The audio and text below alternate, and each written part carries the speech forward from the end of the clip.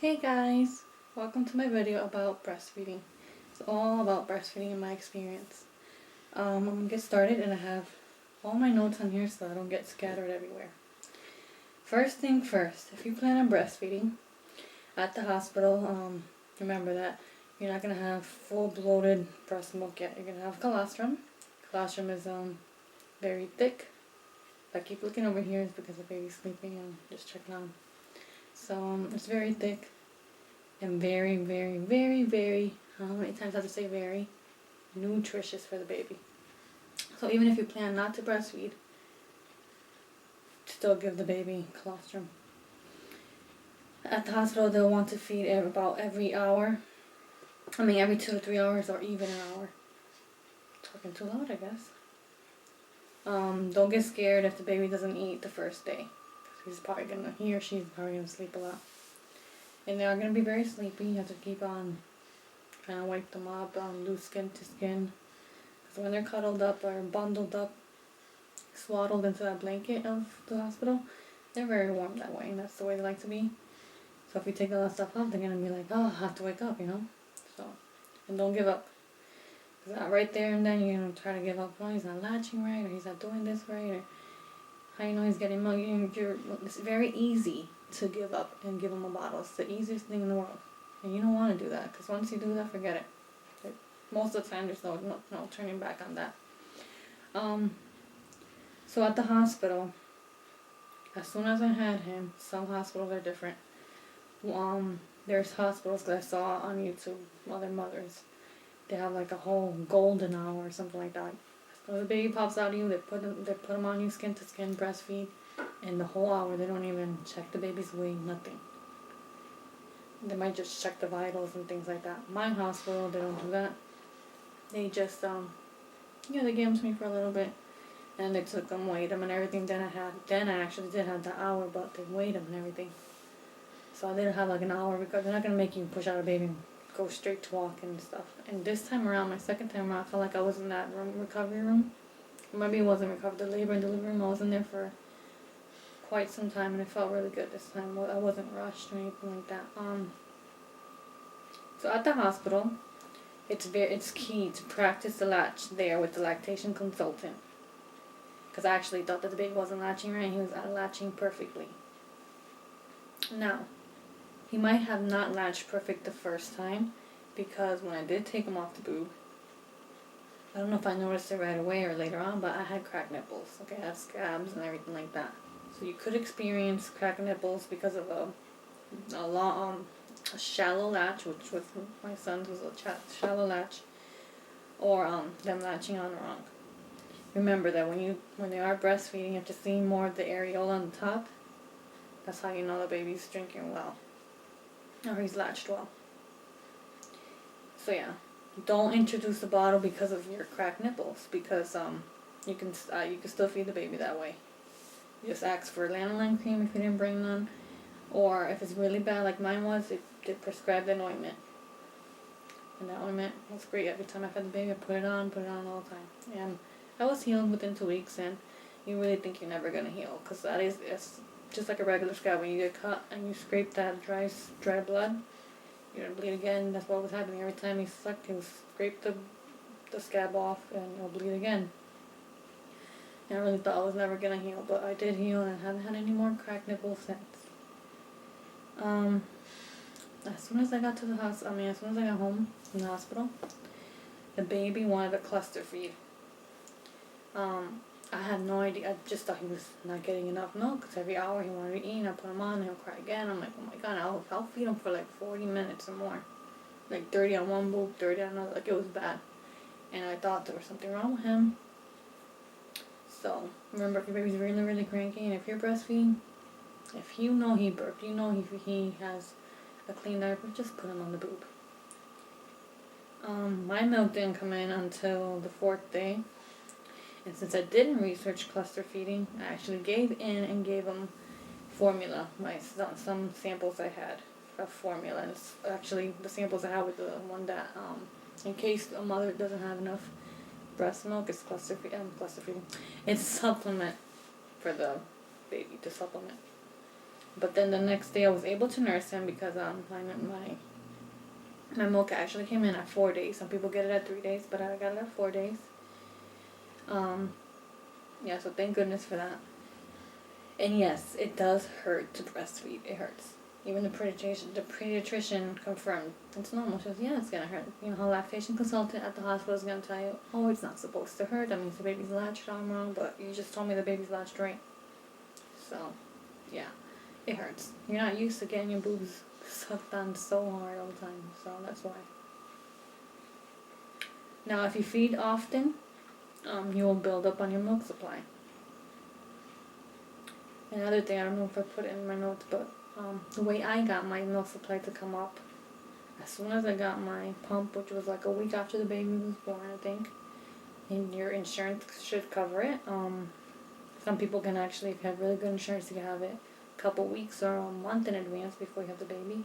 My insurance, have state insurance, and I had to wait till I had the baby, and I actually thought I had to do it through my OBGYN. But actually at the hospital, the lactation consultant will ask for your client ID and all that stuff, and she'll order for you. And a pharmacy, either you pick it up at the pharmacy or you can get it delivered. So you do that. So that was, I pumped every time after he ate. I'll be like 10 minutes after he ate, I'll pump and I'll get like an ounce out. But hey, save, use it just to milk build, to have more milk for the baby and to pump to freeze for later on. Then later on I noticed that I got caught up doing some other stuff, and I was like, oh my god, I forgot to pump, and I pumped like a half hour later, and you actually get more ounces then.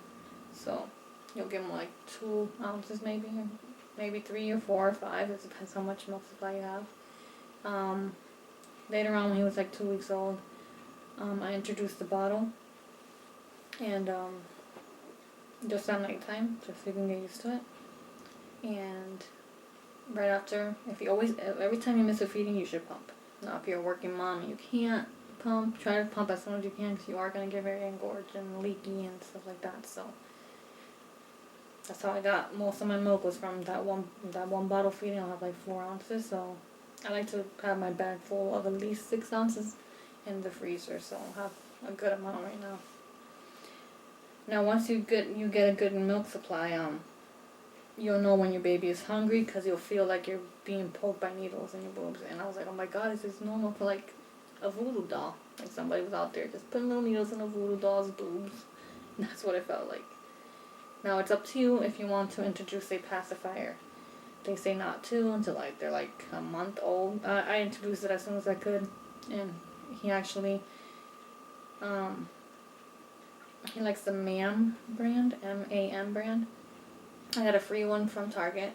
It's baby registry, so I just used that one. And my son actually used the MAM ones too. I wish I had one. He's sucking on one right now, but my son from day one took these. These are MAM, but these are the 0. This is a 6 month plus, and this is a nighttime one that actually glows in the dark. And he's 2 months today, and he actually took this one today. But you have to just sit there and hold it. He actually likes the other ones better, but I want to start used to these, because sometimes he drops that one a lot, because that one's a little thinner. See how thick these are? These are much thicker, and I just want to get used to both of them. He will not take any other pacifier. I bought some cheaper ones, like they look like Milk brands or something like that. You can buy them at the dollar store. You can buy them. They all look the same. So at 2 weeks, I did introduce the bottle once a day. He took it fine. And then the other day, around 7 or 8 weeks, he started to refuse the bottle on me. I have no idea why. He'll drink 1 ounce and then refuse the rest of it.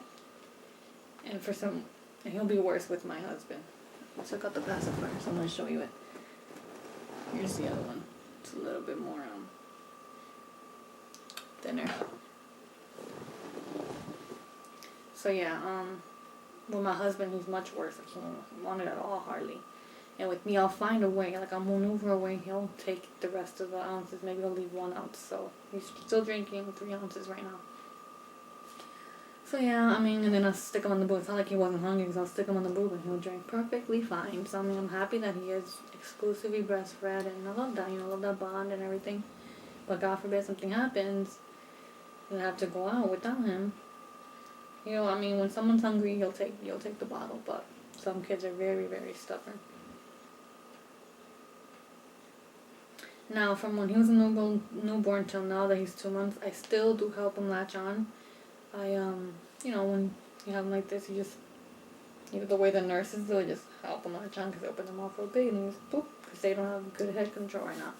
He has way better head control, but I still pop him on. I don't have to ask the doctor when do I not do that.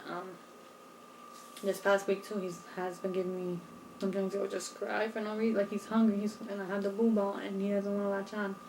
And then he'll get a latch, and sometimes I know that's when it hurts. Like, I'm already used to the pain. So when it starts to hurt, I'm like, he is not latched on wrong. I'm right. So I'm like, you know what, I'm just going to leave you like that, because if I take you off, you're going to start crying. So sometimes you just got to deal with it. And he does nurse every 2 to 3 hours.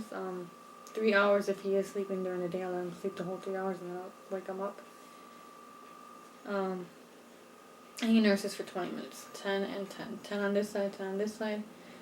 And eventually, I do believe that they do fill up on one. And I hope he does end up, this boob produces more than this one. You can actually tell that this one's much bigger. But I don't know if he's going to do that. So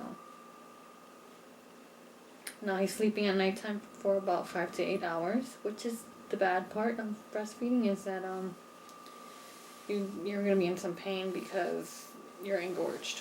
So what can help with that is you could either pump right before you go to bed, and then, which helped me, I did that last night and that helped a lot. I wasn't so engorged in the morning.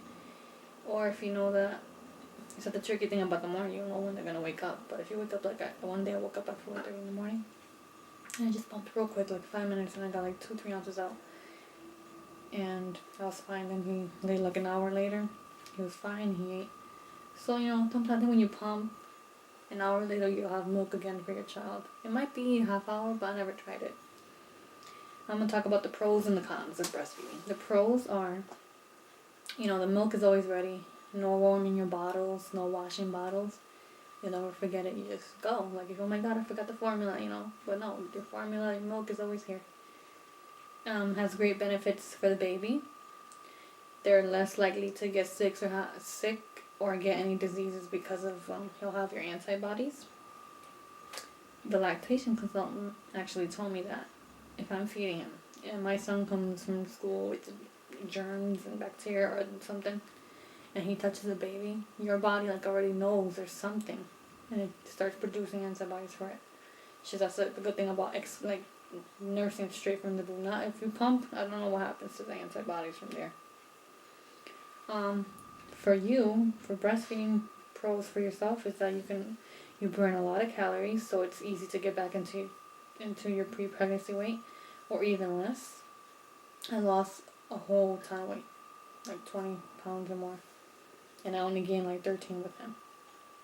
And I believe it's less likely to choke because they have to work pretty hard to get milk out, and they pull themselves off when the letdown is too fast.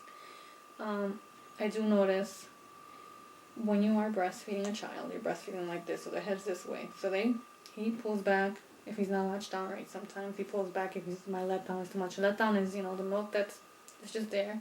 And then when they start to suck, sometimes it comes out a lot. Like the other day they could choke a little bit. He started coughing on me, so I stuck, he'll cough and he'll jerk his head back because he knows there's so much milk coming on. And you could just, burp them or whatever, help them out there. And to help with the letdown too, you can, if you're very engorged, then you can pump and stuff. So the thing is, it's true, they work very hard to get the milk out, and they control it with the bottle. Sometimes they just suck a little bit, a whole bunch. Okay, even if you have the slow nipple, it doesn't matter. And sometimes that's why the baby they'll refuse your boob afterwards if you give them a lot of the bottle, because they know, hey, I don't have to work so hard to get the milk out from here. So the cons are, it's not easy at first. It could be very stressful. Your nipples hurt for about 6 weeks. Actually, the pediatrician's like, have you tried the water test? And I'm like, what's she talking about? I was like, when he was only a week old.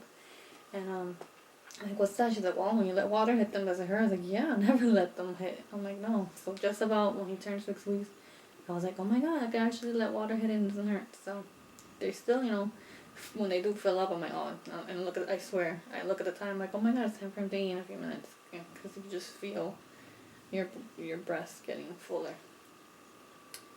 Another bad thing is nursing pads. You have to wear nursing pads all the time. So while you are saving money on not buying formula or pads for yourself, you'll spend it on nursing pads and diapers because breast milk is easier to digest and he poops a lot. And I heard, up till 3 months they do poop a lot and then they start pooping less. So let's see if that's true or not. And then you don't need regular pads because for some reason when you breastfeed, your period doesn't come because you don't ovulate because of there's a hormone or something like that. So you could get your period within 6 months and people don't get it to a year. It depends how often you breastfeed. Like I said, your boobs hurt when your baby gets hungry. You're engorged if they sleep tonight. It does feel like you're constantly feeding your baby because he feeds every 2 hours, but he drinks for about a half hour, 20 to 30 minutes, so it's like every hour and a half. I feel like I'm always breastfeeding him. Like when me and my husband go out, I feed him, I'm like, hurry up, let's go, because we have 2 hours before he gets hungry, maybe 3, maybe 4 sometimes, it depends if he falls asleep and stuff.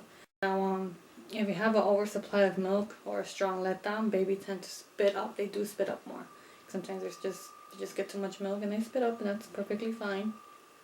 Take them off the boob and let them lay there for a minute, then burp them. So they suck for 10 minutes, damn there, and then burp them. Or you could pump before nursing. That's what I wanted to say. You can pump before nursing. Now, a good little fact is when the baby first starts nursing, if you ever pump your milk, like you ever using a pump, you'll see how your milk is kind of watery, and then it'll get thicker. So the waterier milk in the beginning of breastfeeding is just to quench the baby's thirst, and then after that, the hind milk will come in, which is thicker and full of nutritious and fat and fats, things like that. Now the essentials that I use for breastfeeding: a breast pump that you can get for free, like I said, a bobby pillow. You could get my breast friend. That one's nice and everything too. That one's really hand-free because it buckles on and everything. But the other one's like, you still have to hold the baby. Disposable nursing pads. I used to think that disposable nursing pads were horrible. Like, who the heck would buy them and throw them out when you can buy reusable ones? Well, I bought reusable ones. They're good for if you're just breastfeeding for the first month, or you're not breastfeeding at all, you're still gonna leak. That's fine. But yeah, if you exclusively breastfeed all the time, reusable ones don't work for me unless the brand that I got wasn't good. I got the Nut brand, 6-pack, and I put them on one day and I leaked right through and everything. And there was one time that I had to use what I used to do is disposable one and that one too. I would use both, and that helped. I don't even use them anymore. I thought it was good because you could wash it and not have to spend money on them, but they were really thin and cheap. Storage bags are a good thing. Doesn't matter which brand. I use the Up and Up brand from Target, and it's perfectly fine. Vanillin cream is a boo to me because I don't use it. Like, I used it when that ointment that I got at the hospital, I used it. Then they gave me a sample Nadella when I used that one all the way up, and then I have some and I don't even use it because my boobs are really never sore. And like I said, the washable breast pads are not good. And another important thing, drink lots of water. Look at this right now. I have a nice cup of water with me. If you have a smartphone, get an app that says drink water. I have an app that reminds me every hour, starting at 11, every hour until like 3 o'clock, and then I slow it down to like 2-3 hours. There's times I skip it, but it still reminds me drink water. And I've been drinking, if I can look that up real quick. Drink at least 8 cups of water. If you look online, it'll tell you to drink like 3 liters of water, which is very crazy. When I first started on December 29th with this app, I drank 72 ounces of water. Then it went down to 48, then 60, sometimes 48, 36, 24. So it depends. But at least if you get at least 60 to 64 ounces a day of water, it'll be really good for you. You get very, very thirsty when you're breastfeeding.